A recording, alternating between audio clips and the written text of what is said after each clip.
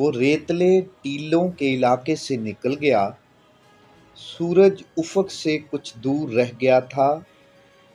اس کا قہر عروج پر تھا۔ وہ اپریل کے دن تھے جو دنیا کے لیے بہار کے دن تھے، مگر صحراؤں میں کبھی بہار نہیں آتی۔ اسحاق ترک کے سامنے افق تک پھیلا ہوا ریت کا سمندر تھا، جس میں چھوٹی چھوٹی خشک جھاڑیاں تھیں۔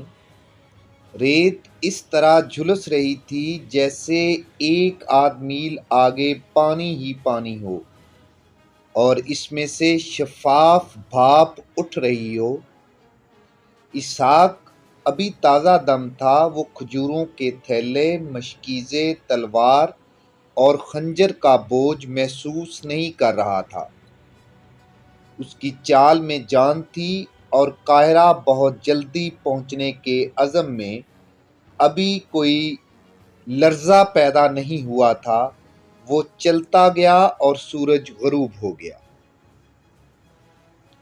وہ ذرا سی دیر کے لیے رکا، چند ایک کھجوریں کھائیں، پانی پیا اور چند منٹ لیٹ کر اٹھ بیٹھا۔ وہ بہت خوش تھا کہ بڑی ہی قیمتی اطلاع سلطان ایوبی کے لیے لے جا رہا ہے۔ اسے کچھ کھانے اور پینے کی جیسے ضرورت ہی نہیں تھی۔ اس کی روح سیر تھی فرض کے شیدائی۔ جب فرض ادا کر لیں تو ان کی روحیں مسرور ہو جاتی ہیں۔ اسحاق ترک بھی روحانی مسرت سے سرشار تھا۔ وہ اٹھا، ستاروں کو دیکھا، سمت کا تعین کیا اور چل پڑا۔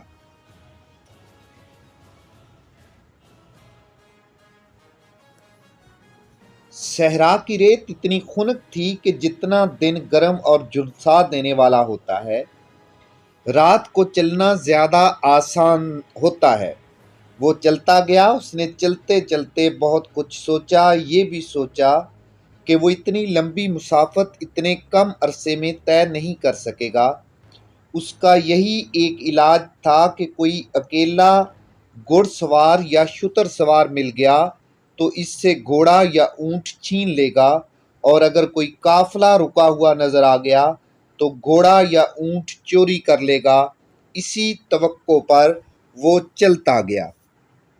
رات گزرتی جا رہی تھی۔ اس کے پاؤں تلے سے ریگزار پیچھے ہٹتا جا رہا تھا اور اسے تھکن کا احساس بھی ہونے لگا تھا، لیکن اسے ٹریننگ ایسی ملی تھی کہ تھکن، نیند، بھوک اور پیاس کو کئی روز تک برداشت کر سکتا تھا۔ تھکن کے پہلے احساس کو اس نے ایک جنگی ترانے کے حوالے کر دیا۔ وہ بلند آواز سے ترانہ گانے لگا۔ رات کے آخری پہر وہ ایک جگہ بیٹھ گیا، تھوڑا سا پانی پیا اور وہیں سو گیا۔ اور ابھی سورج طلوع نہیں ہوا تھا جب اس کی آنکھ کھل گئی۔ اس نے بھوک کے احساس کو دبا لیا، پانی بھی نہ پیا۔ منزل بہت دور تھی، کھجوریں اور پانی بچانے کی ضرورت شدید تھی۔ وہ اٹھا اور چل پڑا۔ اسے صحرا کا ایک اور خطرہ دور سے ہی نظر آنے لگا۔ یہ ریت کی گول گول ٹیکریاں تھیں جو دور دور تک پھیلی ہوئی تھیں۔ یہ سب ایک جیسی ہوتی ہیں، ان کی بلندی بھی ایک جیسی ہوتی ہے۔ ان میں کوئی اجنبی داخل ہو جائے تو باہر نکل نہیں سکتا۔ یہ بھول بھلیاں بنی ہوتی ہیں۔ بعض مسافر ایک ہی ٹیکری کے ارد گرد گھومتے رہتے ہیں اور سمجھتے ہیں کہ وہ سفر طے کر رہے ہیں۔ صحراؤں کے بھیدی بھی ان سے ڈرتے ہیں۔ اسحاق ترک کو پہلا احساس یہ ہوا کہ یہ ٹیکریاں اس کے راستے میں نہیں آنی چاہیے تھی۔ اس سوال نے اسے پریشان کر دیا۔ کیا وہ اس راستے سے بھٹک گیا ہے جس سے وہ واقف تھا؟ وہ اب ادھر ادھر کہیں نہیں جا سکتا تھا، انہی میں سے گزرنا تھا۔ وہ بڑھتا گیا اور ٹیکریوں میں داخل ہو گیا۔ اس وقت تک سورج اوپر آ چکا تھا اور صحرا تپنے لگا تھا۔ وہ ٹیکریوں میں گھومتا، موڑ مڑتا گیا۔ ریت اس کے پاؤں جکڑنے کی کوشش کر رہی تھی۔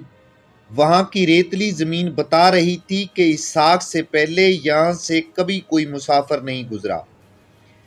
اسحاق چلتا گیا، سورج سر پر آ گیا تو بھی وہ ریت کے انہی ڈیریوں میں گھومتا مڑتا جا رہا تھا۔ وہ ایک اور موڑ مڑا تو ٹھٹک کر رک گیا۔ اس نے زمین پر اپنے ہی پاؤں کے نشانات دیکھے جو ایک اور ٹیکری کے گرد مڑ گئے تھے۔ تب اسے احساس ہوا کہ وہ صحرا کے بے حد خطرناک دھوکے میں آ گیا ہے۔ وہ ساتھ والی ٹیکری پر چڑھ گیا، ہر سو نگاہ دوڑائی، اسے یوں نظر آیا جیسے ساری دنیا ریت کے گول گول اونچے اونچے ڈھیروں کے سوا کچھ بھی نہیں۔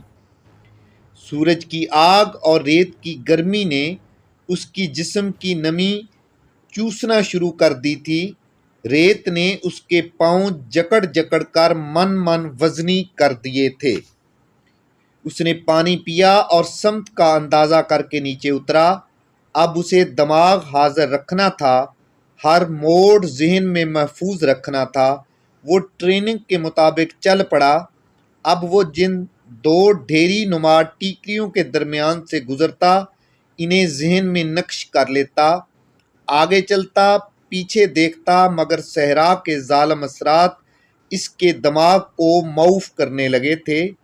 اس میں برداشت کی قوت اوسط درجہ انسانوں سے زیادہ تھی، ورنہ وہ کبھی نہ اٹھنے کے لیے گر پڑتا۔